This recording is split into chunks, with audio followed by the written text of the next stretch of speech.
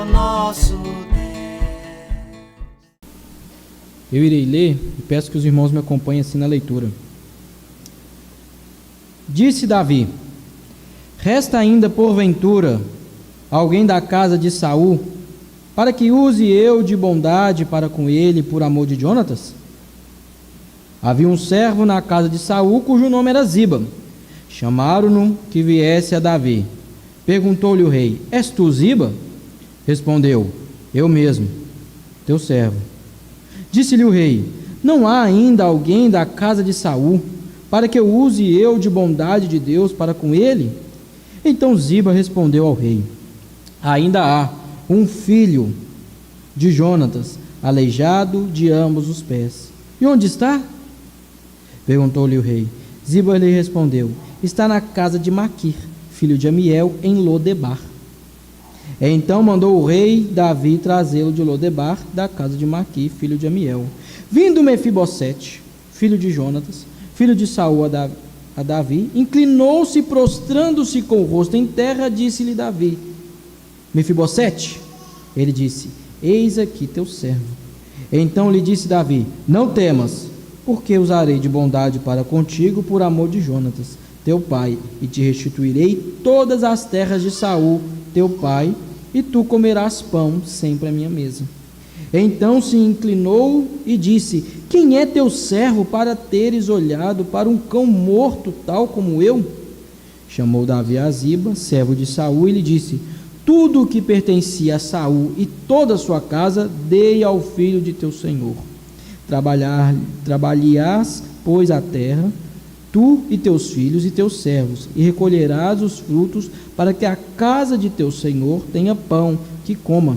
Porém, Mefibosete, filho do teu senhor, comerá pão sempre à minha mesa.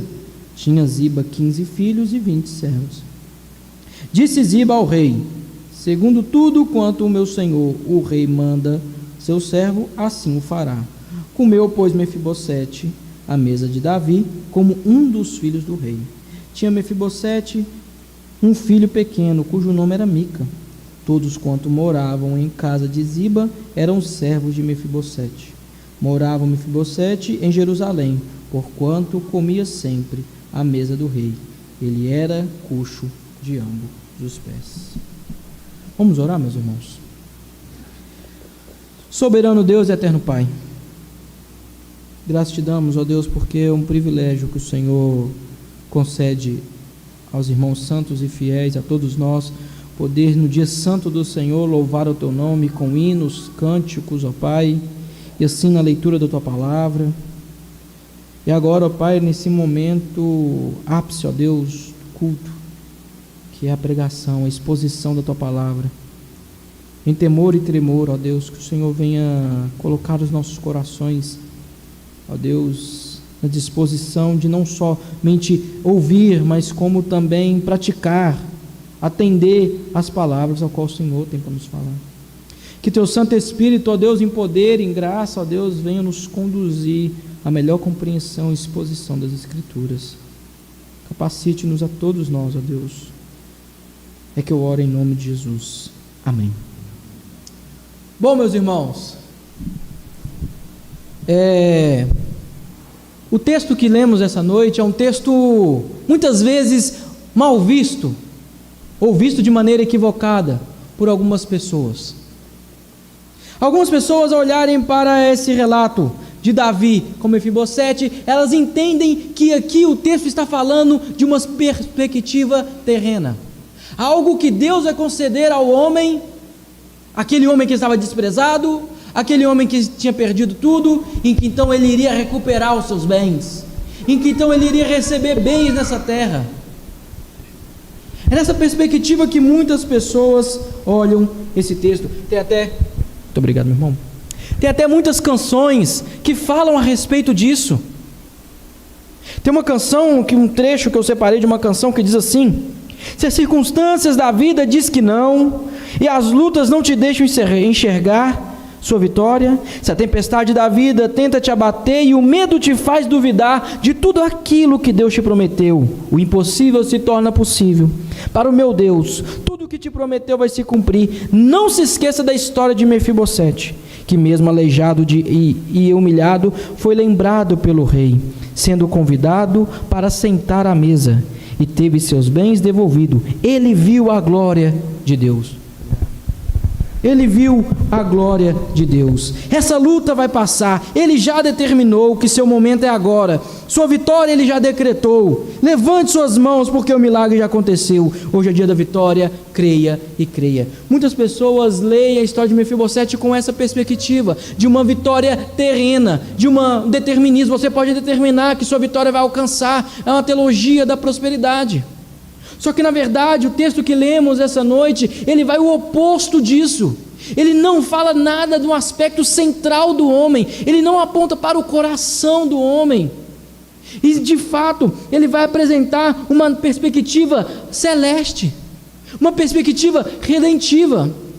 Nós temos aqui, meus irmãos, um dos textos ricos, onde aponta a uma ilustração, uma alusão, uma tipologia da história da redenção, da ação de Deus na vida do homem, da ação de Deus na vida de seus eleitos.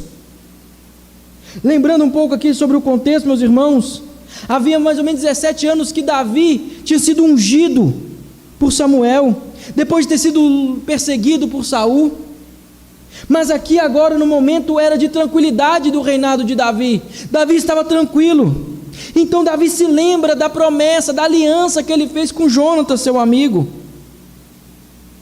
Jonatas, por ser um homem muito piedoso, ele sabia que o reinado de seu pai não duraria para sempre e que possivelmente o sucessor seria Davi. Ele faz uma aliança com Davi para Davi se lembrar de sua família, se caso ocorresse algo com ele. Está lá em 1 Samuel 20, 42. E Davi então agora rei, ele se lembra dessa aliança. Ele se lembra da aliança feita com seu grande amigo. E essa aliança, e essa é uma ilustração sobre a aliança eterna de Deus com seu Filho Jesus para salvar pecadores.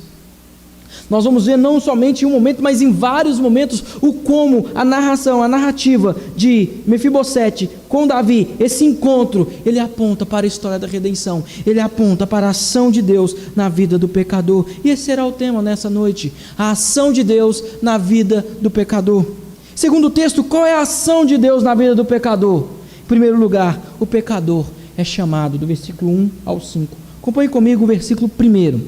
Diz assim: disse Davi: resta porventura alguém da casa de Saul, para que eu use eu de bondade para com ele, por amor de Jonatas? Perceba que a iniciativa parte do próprio Davi. Ele não tem nenhuma obrigação, mas ele fez uma aliança e foi fiel à sua aliança.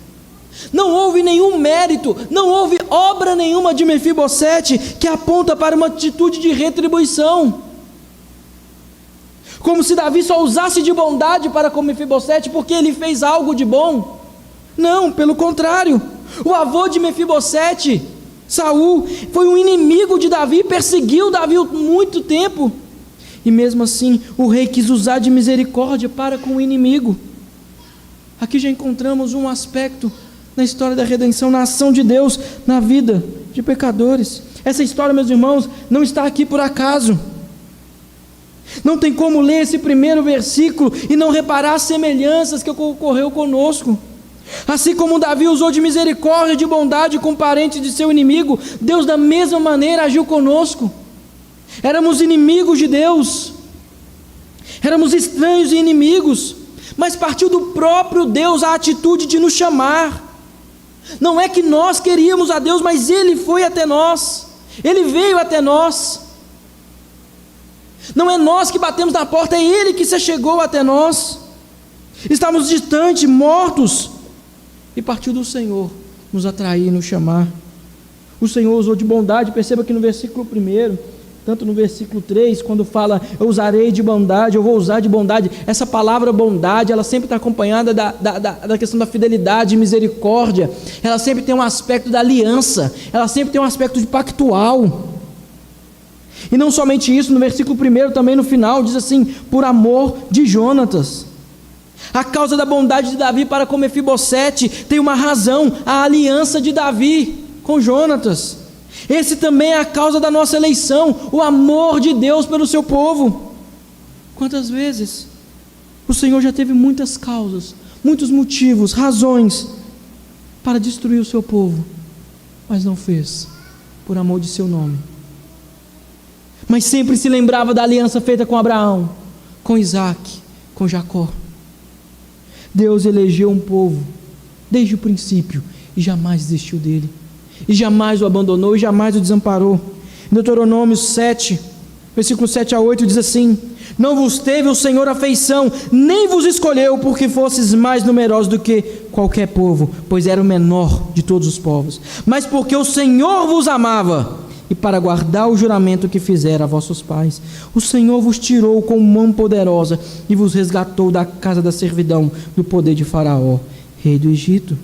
Perceba, meus irmãos, que a fidelidade de Deus e o seu amor é a base da nossa eleição. Você não consegue explicar o porquê de você ser escolhido, mas você sabe que você é, porque Deus te ama, porque Deus ama os seus eleitos, porque Ele é fiel à sua aliança, não porque você fez algo, ou porque você é alguém.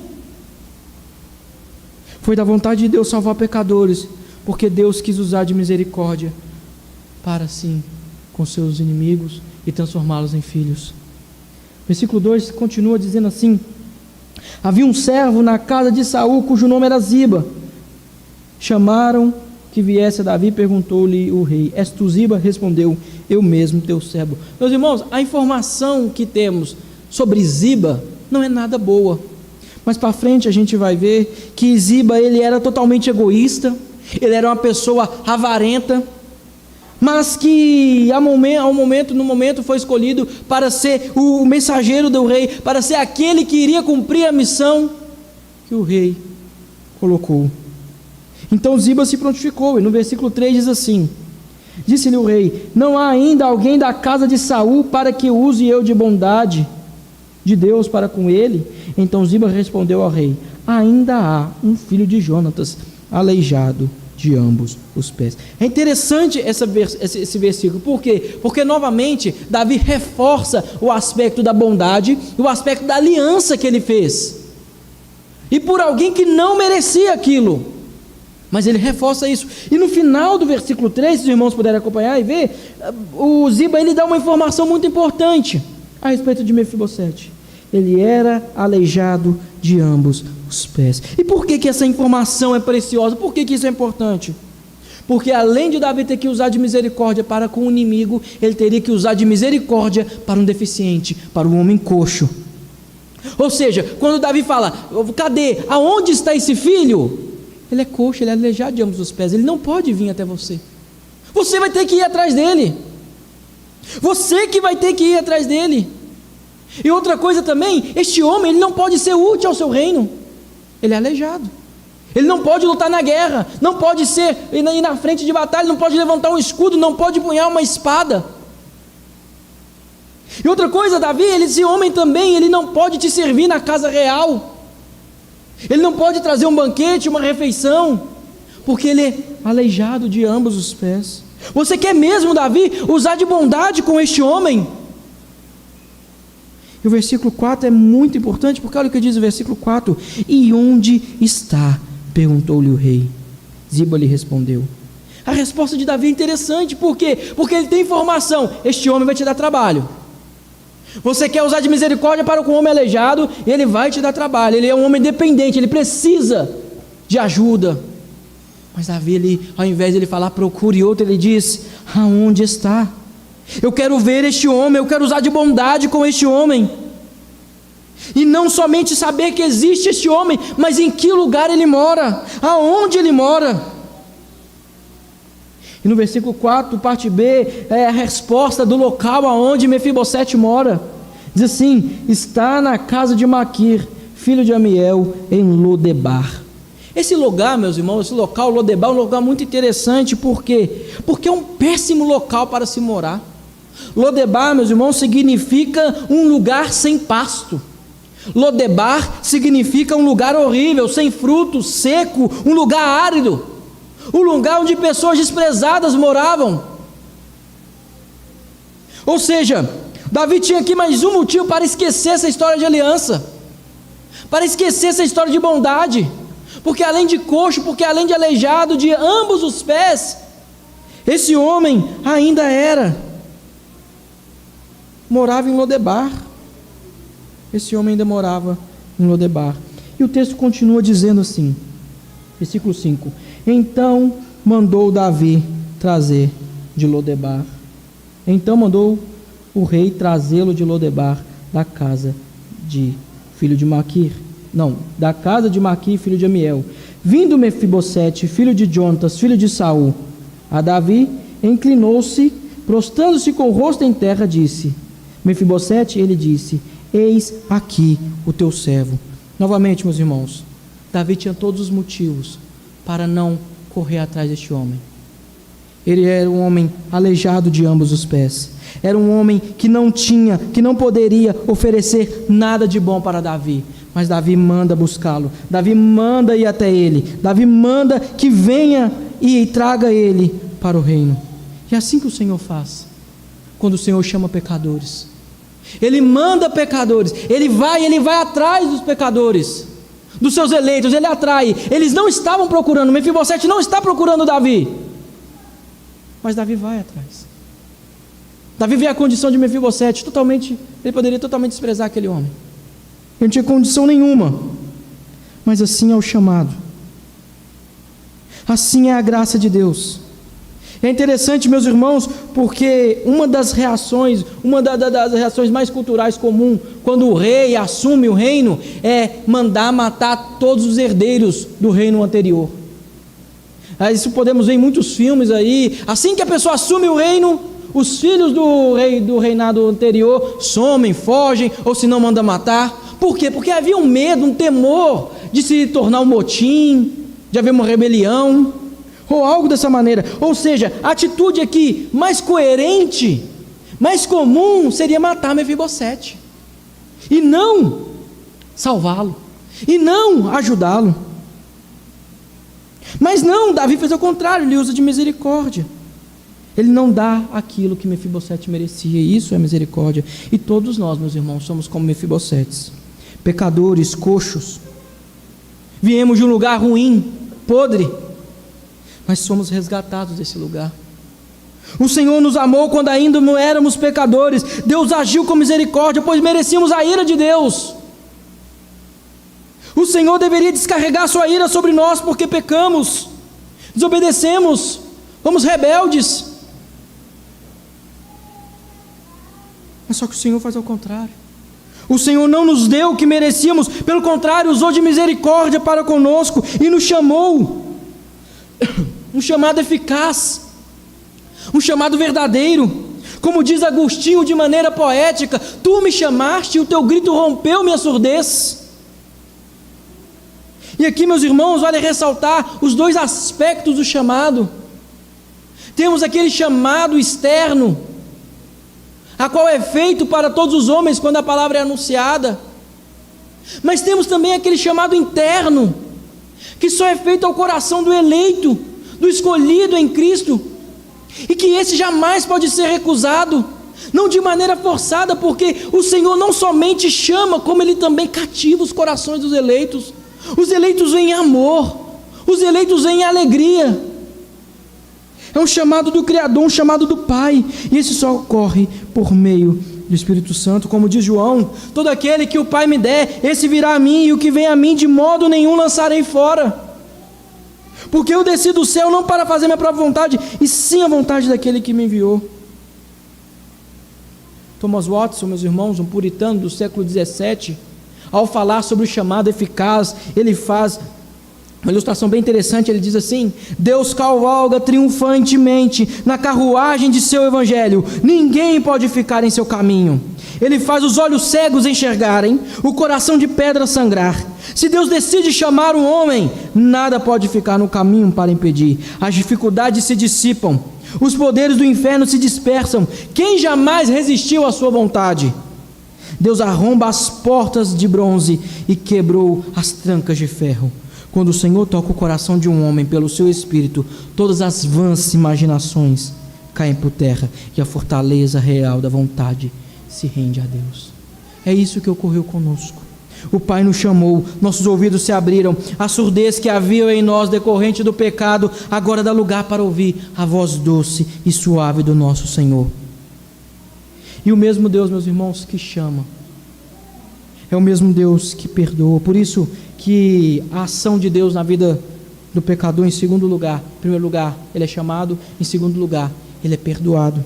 Compõe comigo o versículo 6, que diz assim: vindo Mefibosete, filho de Jonatas, filho de Saul, a Davi, inclinou-se, prostrando o rosto em terra, e disse-lhe Davi, Mefibosete, ele disse, eis aqui o teu servo. Meus irmãos, a informação que temos anteriormente sobre Mefibosete se encontra lá em 2 Samuel 4, no versículo 4, onde que narra que após a morte de Saul e de Jonatas, a mulher que cuidava de Mefibosete, quando ele tinha 5 anos de idade, ela fugindo devido a esse temor que eles tinham sobre matar os herdeiros, ela então deixa aquela criança cair. E aquela criança, ao cair, ela se torna coxo, aleijado de ambos os pés. Mas então, meus irmãos, imaginem comigo a imagem, a comitiva de Davi chegando até Mefibosete em Lodebar.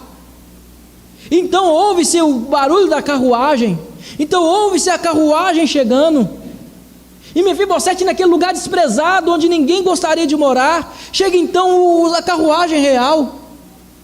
Qual seria o pensamento de Mefibosete? O que passou na cabeça de Mefibosete? Eu vou morrer, chegou minha vez, o rei me encontrou, não terei como escapar. Por isso que no versículo 6, ele se inclina, olha bem, ele inclinou-se prostrando o rosto em terra. E lembre-se aqui que ele é coxo de ambos os pés. Olha a dificuldade de um homem coxo, aleijado de ambos os pés, a se prostrar. Mas ele se prostra. Ele sabia que seu avô havia feito mal a Davi. Ele sabia que seu avô havia perseguido Davi. Mas ele tem reverência. Ele sabia, meus irmãos, que Davi poderia muito bem matar ele. Mas ele se prostra. Algumas considerações, meus irmãos, sobre esse versículo 6. É assim, meus irmãos, que devemos nos achegar a Deus, em reverência, com o rosto no chão. Um Deus justo, juiz, que pode fazer conosco o que bem entender. Devemos nos achegar a Ele com temor e tremor e reverência. Um Deus que se ira contra o pecado, uma ira santa e justa, mas que por meio da sua graça e misericórdia agiu com bondade conosco. Devemos agir com reverência, com temor, tremor, confessando nossos pecados, nos arrependendo em todo momento. Precisamos ter reverência diante de Deus, clamar ao Senhor por misericórdia, ao soberano e poderoso Senhor. Hoje, meus irmãos, tem um falso evangelho que diz que Deus espera a sua resposta. Venha do jeito, venha de qualquer maneira, e viva de qualquer maneira, não tem importância. Deus está interessado no seu coração. Tem aquelas pessoas que dizem, só Deus pode me julgar, sem temor e sem tremor nenhum, entendendo que verdadeiramente só Deus pode julgar, e por isso só Ele pode lançar uma pessoa no inferno, e não um homem. Pessoas se dirigindo a Deus com pronomes pessoais, que não trazem nenhum aspecto de reverência, de temor, de tremor. Pelo contrário, faz do homem querer ser semelhante a Deus. Meus irmãos, não é dessa maneira que devemos nos apresentar diante de Deus. Quando orar ao Senhor, quando viemos cultuar ao Senhor, devemos vir em reverência, temor e tremor. E como sabemos, meus irmãos, que Mefibosete tinha medo, temia a essa ação de Davi? Pelo versículo 7. Olha para você ver como é que diz o versículo 7. Então lhe disse Davi, não temas. Por que Davi diz, não temas? Porque Davi aqui via pela reação de Mefibosete, um homem aleijado diante dos seus pés, ele entendia que Mefibosete temia o que poderia lhe acontecer. Ele realmente temia o que poderia acontecer. Mas olha o que Davi faz. Davi faz ao contrário. Além de não matar Mefibosete, além de não somente perdoar Mefibosete, ele diz assim no versículo 7, parte B: não temas, porque usarei de bondade para contigo, por amor de Jonatas teu pai, e te restituirei todas as terras de Saul teu pai, e tu comerás pão assim para a minha mesa. Ou seja, veja bem a imagem que temos aqui. Mefibosete se achega diante do rei, na imaginação, no pensamento de que iria morrer, e agora não somente recebe a vida, como também recebe a bênção e a graça de comer na mesa do rei. O que Mefibosete fez para receber as terras de Saul? O que Mefibosete fez para ter o privilégio de comer à mesa do rei? Nada. Não havia nada de bom que ele poderia fazer ou poderia merecer. Ele é indigno disso. E não somente indigno, como ele sabe que é indigno, porque olha no versículo 8, o que diz? Então se inclinou e disse: quem é teu servo para teres olhado para um cão morto tal como eu? Meus irmãos, olha a imagem que Mefibosete se apresenta, um cão morto. Não é um cão ferido, a qual muitas pessoas pegam e ajudam a curar as feridas ali, e levam no veterinário, dá remédio ou isso ou aquilo. Não, meus irmãos, um cão morto não há solução. Um cão morto não merece nada. O cão morto, quando um carro passa e vê um cão morto ali, o máximo que faz é encostar o cão morto no acostamento. Ninguém quer salvar aquele cão morto. Ele sabe, Mefibosete aqui sabe da sua posição social. Ele sabe qual era o seu lugar. Ele reconhece que não merece tamanha bênção. Eu não tenho valor, Davi. Mas mesmo assim Davi age com graça, bondade e misericórdia. Mais uma vez, meus irmãos, é assim que Deus faz conosco. Ele nos dá muito mais do que pensamos ou imaginamos. Nós nos achegamos a Deus como pecadores indignos de ter alguma relação com o Senhor. Contudo, meus irmãos, Ele vem até nós, o Senhor chega até nós, e não somente nos dá a vida, mas nos dá as bênçãos para ter comunhão com Ele. Já pararam para pensar nisso, na beleza que é isso? Que o Senhor não somente te dá a vida, mas Ele também te chama a comunhão com Ele. É como diz 1 João: se confessar os vossos pecados, Ele é fiel e justo para vos perdoar. Só que não para por aí. E purificar de todo pecado. Por que tem essas duas análises? Porque além do perdão que você precisa, do perdão por meio de Cristo, você também precisa ser purificado para ter comunhão com Ele. Então, além de perdoado, você é purificado para ter comunhão com Cristo. Além da luz para abrir os seus olhos, para ver a verdade, você precisa da luz para te guiar no caminho. O Senhor aqui poderia muito bem ter somente, Davi poderia ter muito bem só perdoado Mefibosete. Olha só, você está perdoado, vai embora para sua casa. Mas Ele não somente perdoa Mefibosete, como Ele também derrama bênçãos na vida dele. Ele concede graça. Não tem bênção financeira, meus irmãos, não tem saúde, não tem bênção profissional ou acadêmica. A maior bênção que o homem pode ter é poder compartilhar da plena comunhão com Deus. Pois mesmo doente, pois mesmo pobre, pois mesmo desempregado, isso ninguém pode tirar dele.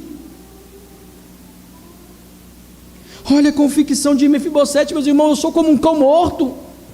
Eu sou como um cão morto. Essa é a nossa convicção. Nós não merecemos nada disso. É totalmente pela graça do Senhor. Pois também estávamos mortos, mas ganhamos vida. Ganhamos vida, meu irmão. Não pense, meu irmão, que você é bom o suficiente para receber e desfrutar de tudo aquilo que você tem tido, tudo aquilo que o Senhor tem te concedido. Não, meus irmãos, tudo que você tem é por meio da graça e da bondade do Senhor. Porque você é como esse cão morto, mas que o Senhor trouxe a vida, mas que o Senhor deu a vida. Por isso que não há outra opção senão se arrepender de seus pecados, senão confessar e se apoiar nas obras de Cristo, para assim desfrutar da libertação de Deus e as bênçãos ao qual o Senhor propõe aos seus eleitos. Por isso que Efésios 3, 20 e 21 diz assim: o Deus que é poderoso para fazer infinitamente mais do que tudo quanto pedimos ou pensamos, conforme o seu poder que opera em nós, a Ele seja a glória na igreja em Cristo Jesus para todas as gerações e para todo sempre. Essa é a verdade. Essa é a beleza do Evangelho. E essa é a beleza de que esse texto aponta diretamente para a redenção. Por isso, meus irmãos, que nós vamos ao nosso terceiro e último ponto. A ação de Deus na vida do pecador. Qual é a ação de Deus na vida do pecador? Em primeiro lugar, vimos que o pecador é chamado. E segundo, que ele é perdoado. Em terceiro lugar, versículo 9 a 13, ele é restaurado. Diz assim, acompanhe comigo. Chamou Davi a Ziba, servo de Saul, e lhe disse: tudo o que pertencia a Saul e toda a sua casa dei ao filho de teu senhor. Trabalhar-lhe-ás, pois, a terra, tu e teus filhos e teus servos, recolherás os frutos para que a casa do teu senhor tenha pão que coma. Porém, Mefibosete, filho de teu senhor, comerá pão sempre à minha mesa. Tinha Ziba 15 filhos e 20 servos. Disse Ziba ao rei: segundo tudo quanto meu senhor, o rei manda o seu servo, assim o fará. Comeu, pois, Mefibosete à mesa de Davi, como um dos filhos do rei. Vamos parar no versículo 11 aqui. A comunhão aqui, meus irmãos, foi restaurada. A promessa do rei, de o rei Davi, era verdadeira. Mefibosete aqui não somente recebeu os bens que não merecia, como também recebeu os servos. Mas teve um dos maiores privilégios, que é sentar junto à mesa do rei. Mas novamente aqui, outra bênção. Davi poderia muito bem ter somente perdoado Mefibosete e ter restaurado os bens e falado: Mefibosete, fique na sua casa. Mas não, olha o que Davi faz: você vai comer a minha mesa, você vai sentar à minha mesa, e quem come a mesa do rei é filho. Isso, meus irmãos, é a graça de Deus. Pois se misericórdia é não dar aquilo que realmente merecemos, graça é isso, dar aquilo que não merecemos. Que maravilha, meus irmãos, que bênção. Isso é o Evangelho. Por meio do Filho Jesus, por meio de Cristo Jesus, os pecadores, Senhor Deus escolhe os pecadores, e esse vem por meio da graça, e esses são atraídos. E esses que são atraídos se arrependem, creem em Cristo e são reconciliados, e têm comunhão, e podem desfrutar e comer da mesa do Senhor. Tem a mesma herança, a mesma recompensa do Filho unigênito, do Filho legítimo. Tem uma imagem, tem uma ilustração que eles muito abordam sobre isso. Dizem, né, que Abraham Lincoln, presidente dos Estados Unidos, tinha um filho, e esse filho, certo dia, ele foi brincar num parque, havia muitas seguranças ali, e aquele filho encontrou uma criança, um jovenzinho ali, todo mal vestido, todo sujo, sem pai, sem mãe, todo perdido. E este filho de Abraham Lincoln, ele foi e chamou essa criança para brincar, e ele gostou de brincar com essa criança. Então este filho pegou esse menino todo sujo, todo mal vestido, e foi levando ele até o seu pai, o maior homem de todos, do maior homem dos Estados Unidos, ao líder maior da nação.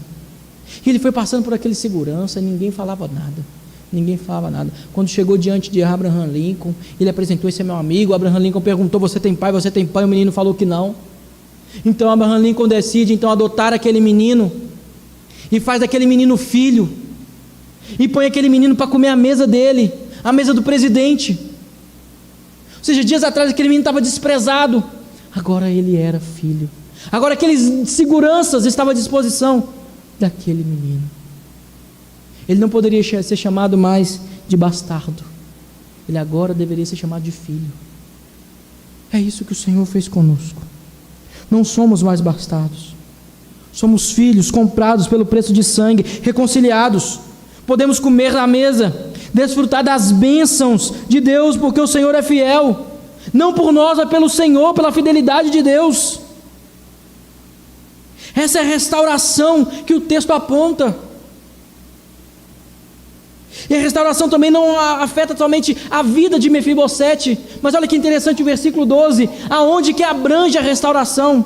Diz assim, versículo 12, acompanhe comigo: tinha Mefibosete um filho pequeno, cujo nome era Mica. Todos quanto moravam em casa de Ziba eram servos. Por que esse versículo está aqui? Por que o autor aqui decidiu colocar essa informação? Tinha Mefibosete um filho pequeno, era Mica. Meus irmãos, isso é maravilhoso, porque assim como o início do texto aponta para a aliança, a recompensa aqui, o versículo 12 também aponta para a aliança, para a restauração não somente de Mefibosete, como também de sua casa, como também de sua família, de seu filho. A aliança, meus irmãos, o pacto que Deus fez com Abraão, em Gênesis 17, 7-9, uma aliança perpétua, abrange também os filhos da aliança. O filho de Mefibosete entrou na aliança de Davi. Isso é maravilhoso, porque os nossos filhos pertencem ao Senhor. Isso é a extensão da aliança que ocorre conosco. A restauração envolve nossas casas. O selo da circuncisão feito no Antigo Testamento em Isaque é o mesmo referido, é o mesmo apontado no modelo da aliança aqui. Ou seja, não foi só Mefibosete que recebeu a bênção, mas o seu filho também desfrutou daquilo que o rei concedeu, o herdeiro da aliança. Lembre-se de Gênesis 6, quando fala a respeito de Noé. A terra toda corrompida, os homens se corromperam, mas havia um homem, o Senhor achou graça em quem? Em Noé. Havia um homem ao qual o Senhor achou graça. Mas quem entrou na arca? A sua família. A sua família fazia parte da aliança, a sua família fazia parte do pacto. Quando Paulo chega diante daquele guarda que queria se matar após Paulo ali ter fugido, então Paulo vai até ele, vai até a sua casa e batiza e fala assim: e crê no Senhor Jesus e será salvo tu e tua casa. A casa, meus irmãos, a nossa casa, o nosso lar, os nossos filhos está incluso na aliança. Quando nascem, eles são trazidos pelos pais a receberem o selo da justiça, da fé, a circuncisão de Cristo, como Paulo diz, por meio do batismo. Essa é a beleza. É por isso que esse versículo 12 está aqui, para apontar que não somente Mefibosete recebeu a bênção, mas também a sua casa.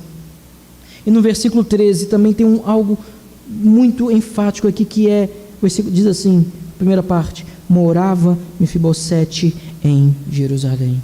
Olha como é que o autor destaca o local agora que Mefibosete está.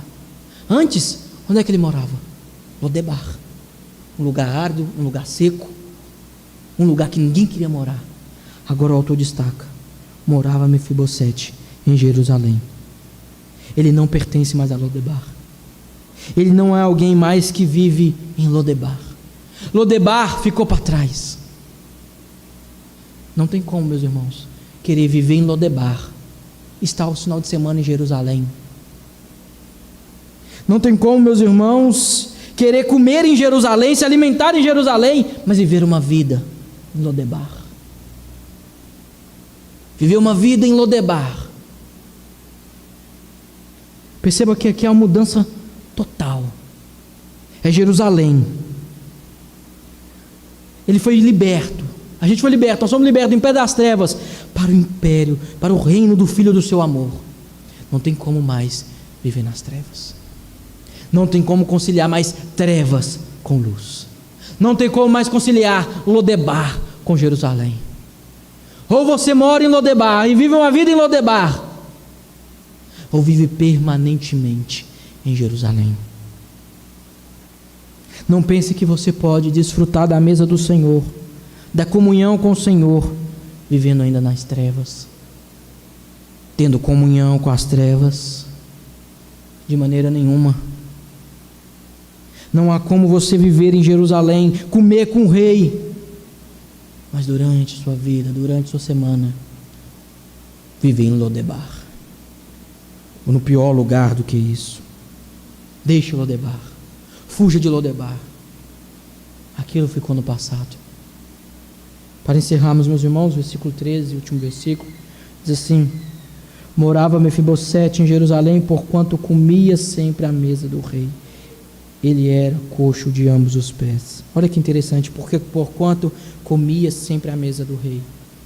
A imagem que muitos comentaristas trazem aqui é de a mesa do rei sendo posta ali. E então chegam os filhos de Davi, todos eles com seus direitos. E de repente se ouve um barulho de uma muleta batendo. Essa muleta chegando, aquele homem, como o texto ressalta, coxo ainda de ambos os pés, sentando à mesa e comendo com o rei como um dos filhos. Como um dos filhos. Ele não merecia estar ali. Por isso que o texto final ele ressalta ainda: ele era coxo de ambos os pés.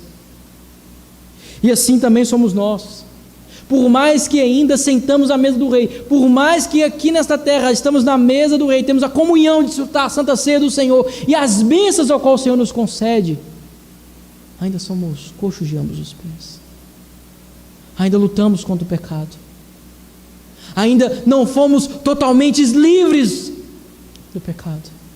Mas só o fato de comer na mesa do rei já é um privilégio para você almejar comer pela eternidade, onde não mais mancaremos, aonde não mais iremos usar muletas, aonde não mais iremos tropeçar e levantar, aonde iremos andar, aonde iremos estar perfeitamente com o nosso Senhor Jesus Cristo, perdoado, restaurado pela graça do Senhor. Concluindo, meus irmãos, essa história não termina aqui. Essa narrativa, ela tem uma continuidade. Aqueles que estão com a Bíblia aberta, você abrir um pouco mais para frente, em 16, 2 Samuel 16. E a continuidade dela é o que resulta a centralidade da passagem. Versículo 16, de 1 a 4. Nós não iremos ler agora, mas eu irei apenas resumir. Versículo 16, de 1 a 4. Davi está fugindo de seu filho, da perseguição de filho Absalão. Então Ziba, numa estratégia, como eu bem falei, ele é enganoso, ele é aquela pessoa que procura enganar. Está lá no versículo 3, olha disso, versículo 3, 16, diz assim: então disse o rei: onde está, pois, o filho do teu senhor? Se referindo a Mefibosete. Respondeu Ziba: eis que ficou em Jerusalém, pois disse: hoje a casa de Israel me restituirá o reino de meu pai. Então disse o rei a Ziba: teu é tudo que pertence a Mefibosete. Disse Ziba: eu me inclino e acho mercê diante de ti, ó rei meu. O que Ziba fez? Ziba falou: Senhor, Davi estava fugindo, cadê Mefibosete? Então Ziba falou: ele está querendo reivindicar o reino, ele vai ficar lá porque ele vai querer tudo. Então Ziba aqui, ele mentiu, ele enganou o rei, e ele proferiu injúrias, calúnias ali contra Mefibosete. Mas olha o que vai acontecer lá no versículo 19, nosso texto de conclusão. Versículo 19, do 24 ao 39. Isso aqui é perfeito, porque olha disso, acompanhe comigo a leitura. Também Mefibosete, filho de Saul, desceu a encontrar-se com o rei.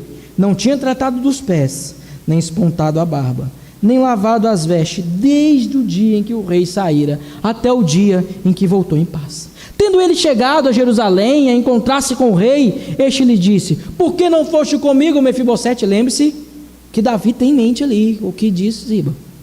Em ele respondeu: ó rei meu senhor, o meu servo Ziba me enganou, porque eu teu servo dizia: albardarei um jumento e montarei para ir com o rei, pois o teu servo é coxo.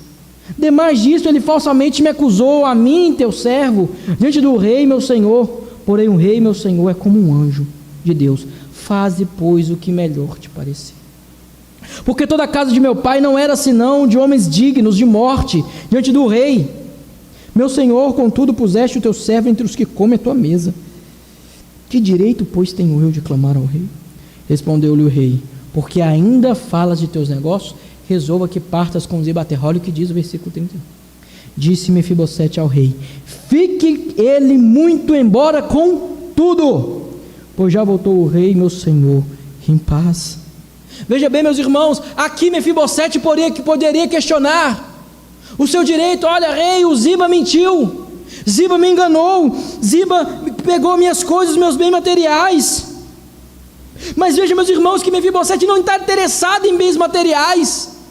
Veja que como aquela canção, essas canções que dizem sobre vitória nessa vida, sobre isso, é totalmente equivocado quanto à história de Mefibosete. Ele diz: eu não quero nada, fique ele muito embora com tudo, pois o meu rei, Senhor, já voltou em paz à sua casa. É isso que me importa. As terras de meu pai, isso não me importa. Os bens materiais não me importam, dá tudo para o Ziba. A minha felicidade, a minha satisfação é estar diante do rei. É isso, meus irmãos, um coração de um homem que não importa com as circunstâncias, mas que quer sempre estar com o Senhor, que pode ganhar ou perder tudo, segundo a ordem de Deus, porque é o que Mefibosete fala, faz o que te parecer melhor. Mas que isso não importa, pois o importante é estar com o Senhor. O importante é que o nosso rei voltou, ou o importante é que o nosso rei vai voltar. O que me faz feliz não são as coisas, o que me faz feliz não são as circunstâncias.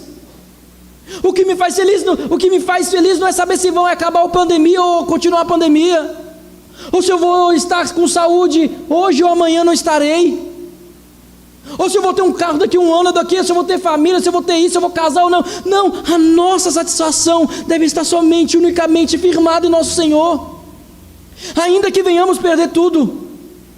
Veja como é totalmente o oposto da teologia da prosperidade. Você consegue compreender essa riqueza? Que se você perder tudo, que se o mentiroso enriquecer e ter uma aparência de felicidade, você ainda pode dizer: eu não me importo, pois o que me interessa é estar com meu Senhor. Aonde está a sua satisfação? Aonde está o seu deleite, o seu prazer? Nós cantamos sempre, como Lutero: ainda que venhamos perder famílias, bens, prazer, o Senhor é o nosso castelo forte. Mas é assim que estamos vivendo? É nisso que está firmado a nossa fé? Também cantamos: somente ponho a minha fé na graça excelsa de Jesus. A minha fé e meu amor estão firmados no Senhor. É verdade isso? Você pode viver plenamente satisfeito, ainda que tudo aquilo que você planejou não venha acontecer? Você pode dizer ricamente: a minha satisfação e o meu deleite está somente no Senhor, ainda que eu venha perder tudo, no Deus que me chamou, no Deus que perdoou os meus pecados, no Deus que restaurou a nossa comunhão. Essa é a ação de Deus na vida de pecadores. Os pecadores que se convertem ao Senhor, que sabem que mesmo chamados são perdoados, e que mesmo perdoados são restaurados, mas que são os mesmos que amam estar com o Senhor, os mesmos que aceitam a ação de Deus na sua vida diante de qualquer ocasião. Ainda que você venha chegar em casa e venha receber a pior notícia do mundo, rápido, as coisas acontecem rápido, não há tempo às vezes para você se preparar. Por isso que Paulo fala: revestido de toda a armadura, para quando chegares o dia mau. Ele não fala: espera o dia mau chegar e se revista da armadura. Não, se revista antes, porque o dia mau vem sem avisar. Seu dia mau pode ser hoje, amanhã, daqui a uns tempos, mas o dia mau vem. E o fato de você estar revestido de toda a armadura não quer dizer que você vai conseguir lançar tudo aquilo fora ou vencer tudo aquilo. Não, vai saber como lidar com aquilo. Porque o dia mau de Paulo foi ser preso e ter uma guilhotina na sua cabeça. O dia mau de Cristo foi estar pendurado no madeiro. Contudo, todos esses se prepararam para o dia mau. Contudo, todos esses receberam a maior de todas as bênçãos, que é sentar na mesa do rei. Isso também conosco, meus irmãos. Essa é a beleza do Evangelho. Que mesmo perdoados, somos os mesmos que queremos estar com o Senhor. Que esse Deus soberano, meus irmãos, venha agir em nossas vidas. E que nós venhamos, assim como um conceito puritano muito, viver experiencialmente a palavra. Vivemos desfrutar, como diz Tiago, não somente ser ouvintes, mas praticantes da palavra. Que venhamos reconhecer a nossa maior prioridade, que é estar com o Senhor, nosso Deus. Amém, meus irmãos. Deus tenha misericórdia e nos ajude. Amém. Vamos orar, meus irmãos, mais uma vez. Soberano Deus, eterno Pai, te agradecemos, ó Deus, porque aprova o Senhor, ó Deus, agir com graça e bondade em nossas vidas essa noite. E assim, ó Deus, o Senhor, ó Pai, expôs a tua palavra em nossos corações. Mas não nos deixe, ó Deus, ficarmos inertes, parados quanto ao que ouvimos, mas que venhamos praticar. Que venhamos entender a riqueza de ser chamado, de ser perdoado e assim restaurado, mas que a nossa satisfação venha estar somente no Senhor. Ajude-nos, ó Deus, a vivermos dessa maneira. Prepare-nos, ó Deus, para o dia mau, quando ele vier. Se alguns irmãos já estão passando, fortaleça esses irmãos. Para que assim, ó Deus, venhamos olhar somente para o alto, onde a nossa recompensa está. Ou no dia, Senhor, que o Senhor Jesus Cristo voltar para nos buscar, e então seremos, ó Deus, se chegaremos a Ele, receberemos, ó Deus, a coroa da justiça por meio de Cristo. Então cearemos com Ele. E quando esse dia nos chegar, ó Pai, que venhamos viver almejando por Ele. É que eu oro, ó Deus, e te peço que o Senhor nos ajude e nos conduza durante a semana. Em nome de Jesus. Amém.